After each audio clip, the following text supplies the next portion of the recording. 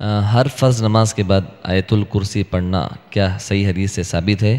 اور دوسرا سوال اسی میں، کیا جمعہ کے دن سورہ کہف پڑھنا والی حدیث اہل علم دونوں حدیثیں ثابت ہیں ہر فرض نماز کے بعد؟ ابن عثیمین ساری حدیثوں کو ضعیف قرار دیے ہیں کہ بولے ابن عثیمین نے ان تمام حدیثوں کو ضعیف قرار دیے ہیں۔ کہنے والا صادق نہیں ہے، کہنے والا صادق نہیں، اس کو چاہیے کہ پھر سے ابن عثیمین کا قول پڑھے، کہ اور لوگ ہیں جنہوں نے اس کو ضعیف کہا ہے، علماء اور محدثین کی ایک تعداد ہے جو کہتے ہیں ہر فرض نماز کے بعد آیت الکرسی پڑھنے کی حدیث ضعیف ہے۔ پہلے اس کو دیکھ لیتے ہیں۔ یہ جب مسئلہ اٹھا تھا بمبئی میں تو یہ سوال لے کر میں سعودیہ پہنچا اور وہاں بڑے بڑے علماء کے سامنے رکھا۔ اس میں ایک بہت بڑے محدث ہیں جن کے بارے میں مشہور ہے احمد، بخاری، مسلم، ابو داؤد، نسائی، ترمذی، ماجہ، حدیث کی 9 کتابیں، یہ 6 کتابیں ان کو یاد ہیں۔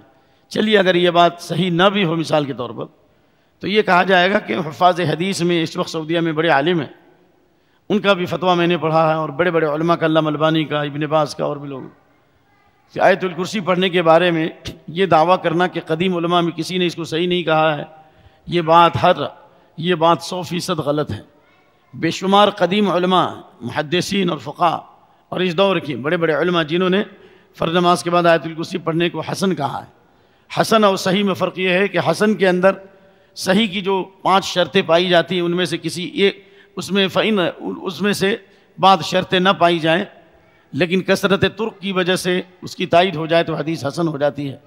یہ ایک علمی بحث ہے، اس کی وجہ سے اختلاف ہوا، لیکن یہ یاد رکھیے گا میری بات کو، اور جن لوگوں نے بھی ضعیف کہا، قیامت کے دن جتنے لوگ آیت الکرسی چھوڑیں گے قیامت کے دن ان کا گریبان ہوگا، آپ تمہارا گریبان ہوگا اور اس کا ہاتھ ہوگا۔ جتنے لوگوں نے، آپ لوگ سن رہے ہیں کہ نہیں میری بات، جتنے لوگوں نے فتویٰ دے کر کے فرض نماز کے بعد آیت الکرسی چھڑوایا ہے قیامت کے دن اس کا گریبان ہوگا انشاءاللہ، اور جن لوگوں نے چھوڑا ان کا ہاتھ ہوگا، کیونکہ محدثین کا اصول ہے۔ میں حدیث کا طالب علم نہیں ہوں، لیکن ادنا ترین حدیث کا طالب علم کہہ سکتا ہوں، اس لیے کہ اس اصول کو یاد رکھنا چاہیے کہ ایک مسائل خلافیاں ہیں جس میں دونوں طرف دلیل ہے۔ تمہاری تحقیق میں حدیث ضعیف ہو سکتی ہے، لیکن دوسرے علماء کے نزدیک جب سند مل جائے، تم سے بڑے بڑے علماء موجود ہیں جنہوں نے اس کو حسن یہ صحیح کہا ہے، اور آپ ضعیف کہہ رہے ہو، یہ ضعیف کہہ کے لوگوں کو رکوا رہے ہو، تو یہ صحیح نہیں، بلکہ یہ کہیے کہ میری تحقیق میں یہ ضعیف ہے، یہ میرا اجتہاد ہے۔ لیکن اگر روکتے ہو کہ اس کا پڑھنا جائز نہیں ہے، اس کا پڑھنا بدعت ہے، تو یہ قول جائز نہیں ہے، اور یہ قول خود ایک بدعت ہے، یہ بدعتی کی علامت ہے۔ اس لیے امام ابن حجر رحمۃ اللہ علیہ کی یہ بات یاد رکھیے، نخبۃ الفکر کی عبارت، وَمَتَىٰ تُوبِعَ السَّيِّئُ الْحِفْظُ بِمُعْتَبَرٍ وَكَذَا الْمَسْتُورُ وَالْمُرْسَلُ وَالْمُدَلَّسُ صَارَ حَدِيثٌ حَسَنًا لَا لِذَاتِ بِالْمَجْمُوعِ۔ اور اللہ کا فضل ہے، کسی اصول حدیث کے کچھ حفظ کی وجہ سے اور حفظ حدیث کی برکت سے اللہ نے بہت ساری جگہوں پر باطل کے خلاف ہمیں قوت عطا فرمائی ہے، اور اللہ نے حجت عطا فرمائی۔ کہاں امام ابن حجر نے سیء الحفظ راوی، جس کا حافظہ کمزور ہو گیا ہو، اسی طرح مستور راوی جس کی حالت معلوم نہیں، مجہول الحال راوی ہے، یا اسی طرح مرسل روایت جو تابعی ڈائریکٹ اللہ کے رسول سے روایت کریں، یا مدلس روایت جس میں ایک راوی اپنے شیخ کو حذف کر کے اوپر والے شیخ سے روایت کرے، اگر اس کی سند مزید دوسری سند سے اس کی تائید ہو جائے اسی جیسی سند سے، تو یہ حدیث حسن لغیرہ ہی ہو جاتی ہے۔ یہ امام ترمذی نے بتایا، اور مقدمہ ابن صلاح، علامہ ابن صلاح کا بھی منہج یہی ہے، امام ابن تیمیہ، ابن قیم کا بھی منہج یہی ہے، علامہ البانی کا بھی منہج یہی ہے۔ تو لہذا اس اصول کی روشنی میں فرض نماز کے بعد آیت الکرسی پڑھنے کی حدیث جو ہے حسن درجے کی ہے۔ رہا سورۃ الکہف پڑھنے کی، تو اس بارے میں عدل اور انصاف کی بات ابن باز نے بتائی کہ جمعہ کی تقیید کے علاوہ عام حالات میں سورہ کہف پڑھنے کی حدیث زیادہ قوی ہے۔ من قرأ سورۃ الکہف کما انزل، جس نے سورہ کہف اس طرح پڑھا جس طرح پڑھنا چاہیے، ثم ظہر الدجال، پھر دجال آ گیا، لا یسلط علیہ، اس پر مسلط نہیں کیا جائے گا۔ یہ حدیث اتھینٹک حدیث ہے، اس میں جمعہ کا ذکر نہیں آیا، لیکن جمعہ والی روایت پہ کلام ہے، اور اس سلسلے میں جو ہے جامعۃ الفلاح کے اچھے اور معناز جو حدیث کے طالب علم کہیے یا شیخ، وہاں بڑے بڑے علماء کو طالب علم کہتے ہیں اور یہاں شیخ بولتے ہیں، تو چلیے شیخ جو ہے جو یعنی جامعۃ الفلاح میں پڑھاتے ہیں، کیا نام ان کا؟ ارے بہت حدیث کے اچھا، جنہوں نے تراویح سے متعلق ایک پرچہ نکالا تھا نا، بہت اچھے عالم ہیں، انہوں نے اس کے اوپر پوری تحقیق کی ہے، اتنا موٹا رسالہ ہے. جو ضعیف کہتا ہے اس کو چاہیے کہ آپ تھوڑا ٹائم نکال کر کے اس رسالے کو پڑھیے، اور آپ کو وہاں پہ ملے گا اسی محلے میں سوریہ نگر جو محلہ ہے، شیخ ساجد کا مدرسہ چلتا ہے، وہاں پر وہ کتاب لے لیجئے.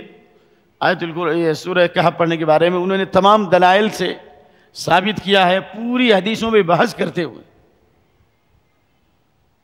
کہ جمعہ کے دن سورہ کہف پڑھنا کیا ہے، حسن درجے کی حدیث ہے. اور رہا ابن عثیمین کا، تو میں پورے یقین سے کہتا ہوں کہ ابن عثیمین نے کہیں یہ نہیں کہا ہے کہ جمعہ کے دن سورہ کہف پڑھنا ضعیف ہے، روایت ہے، پڑھنا جائز نہیں. اکثر ایسے مسائل ابن عثیمین کہتے ہیں کہ اس روایت میں کلام ہے، اگر اس کو صحیح مان لیا جائے تو یہ ہوگا، ایمان لیا جائے. یہ انداز ہوتا ہے ان کا بولنے کا. کوئی بھی آدمی واضح انداز میں نہیں دکھلا سکتا کہ محمد بن صالح العثیمین نے کہا ہو کہ جمعہ کے دن سورہ کہف پڑھنا جائز نہیں ہے. بلکہ میں آپ کو ایک حیرت انگیز بات بتاؤں گا، آپ سنیں گے ابن عثیمین کے بارے میں. ابھی میرے پاس جواب آیا شیخ کلیم بن مقصود حسن فیضی کا، آپ کا سوال کا جواب میں نے سعودیہ سے منگایا تھا. وہ ابن عثیمین کے ساتھ ایک لمبے زمانے تک تھے. شیخ جب مسجد سے گھر سے نکلتے تھے مسجد کی طرف تو راستے میں سورہ کہف پڑھتے تھے. کہو اللہ اکبر بولو. یہ ان کی شاگرد کے لیے شیخ جو ہے راستے میں سورہ کہف پڑھتے تھے. امام احمد بن حنبل بڑے عالم ہیں، وہ جب گھر سے نکلتے تھے مسجد تک اس کے بیچ میں سورہ کہف پڑھتے. امام احمد بن حنبل امام فی الحدیث، امام فی الزہد، امام فی الفقہ، امام فی الورع. تو اس لیے جو ہے نا یہ پانی جو ہے نا، یہ پانی بھرا رہے گا تو چھلکے گا نہیں، تھوڑا پانی رہے گا نا گھڑے میں تو چھل کر گئے. تو اب پڑھ کر کے کچھ لوگ آ گئے نئی چیزیں پیش کر کے ایسی چیزیں پیدا کرو کہ امت میں اضطراب بے چینی پیدا ہو. من لبس لباس شہرت البس اللہ لباس المذلہ، اللہ ایسے لوگوں کو ذلت کے لباس پہنائے گا. اس لیے یہ آواز نٹھ بجانے والی ہے. میں ان تمام علماء کا احترام کرتا ہوں جو حدیث کی تحقیق کرتے ہیں، لیکن تم تحقیق اور تخریج کر کے امت کو اضطراب میں ڈال رہے ہو. تمہیں سلف کا منہج یاد کرنا چاہیے کہ لوگ پہلے سے اگر کسی حدیث کے اوپر عمل کر رہے ہیں، تحقیقی کر کے علماء نے فتویٰ دیا ہے، تم ایک نئی تحقیق پر کے تحقیق نہیں بلکہ تنفیر کر رہے ہو، اختلاف پیدا کر رہے ہو. آپ یہ کہو کہ میری تحقیق میں ایسا ہے، لیکن یہ فتویٰ مت دو کہ یہ جائز نہیں ہے، ورنہ پھر امام بخاری بھی تمہارے خلاف مقدمہ دائر کریں گے قیامت کے دن. حضرت اور بخاری میں روایت موجود ہے کہ عبداللہ بن مسعود رضی اللہ تعالیٰ عنہ نے دیکھا کہ مینا کے اندر حضرت عثمان نے 2 رکعت کے بجائے 4 رکعت نماز پڑھی. تو حضرت عبداللہ بن مسعود نے کہا یہ نبی صلی اللہ علیہ وسلم کا عمل 2 کا تھا. ابو بکر رضی اللہ عنہ نے مینا میں 2 پڑھی، عمر رضی اللہ عنہ نے 2 پڑھی، عثمان رضی اللہ عنہ نے 2 پڑھی، پھر بعد میں 4 پڑھنے لگے. لیکن جب نماز کا وقت ہوا تو عبداللہ بن مسعود نے 2 رکعت نماز نہیں پڑھی بلکہ کتنی پڑھی بھائی 4 پڑھی. 4 پوچھا گیا فتویٰ دیتے ہو 2 کا، پڑھتے ہو 4؟ تو کہا الخلاف و شر، اختلاف میں برائی ہے. ایک سنت کو چھوڑ دیا امت کے اتحاد کی خاطر، جو حدیث کے خلاف، امت کے اتحاد کی خاطر سنت کو چھوڑا تاکہ امت میں اختلاف نہ ہو. یہ آیت الکرسی کی حدیث موجود ہے، سورہ کہف کی حدیث موجود ہے نا. اب تم ایک نئی تحقیق لا کر کے امت کو منع کر رہے ہو. ہاں یہ ضرور کہیے کسی عالم کے سامنے، علماء کے سامنے، جماعت کے ذمہ داروں کے سامنے میری یہ تحقیق ہے، بجائے اس کے کہ امت میں اضطراب بے چینی پیدا کیا جائے. اللہ حسیبہم، اللہ ان سے حساب لے. اور جن لوگوں نے میرے بارے میں بدزبانی کی ہے اس مسئلے میں اور بھی مسائل میں، قیامت کے دن اللہ رب العالمین انشاءاللہ ان سے حساب لے گا. میں نے کہیں نفرت نہیں پھیلایا، بلکہ میرا منہج یہی ہے کہ دلائل کے ساتھ علماء کا فتویٰ ہے، اس پر لوگ عمل کر رہے ہیں. اب اگر کوئی تحقیق لاتا ہے تو اس کو علماء کے سامنے پیش کرنا ہے، یہ جماعت کے ذمہ داروں کے سامنے پیش کرنا ہے. کتابیں شائع کر کے امت میں اختلاف اور بے چینی پیدا کرتے ہو، یہ سلف کے منہج کے خلاف ہے. حسبنا اللہ و نعم الوکیل. اللہم اکفنا شرہم. والسلام علیکم ورحمۃ اللہ وبرکاتہ. جزاکم اللہ خیر.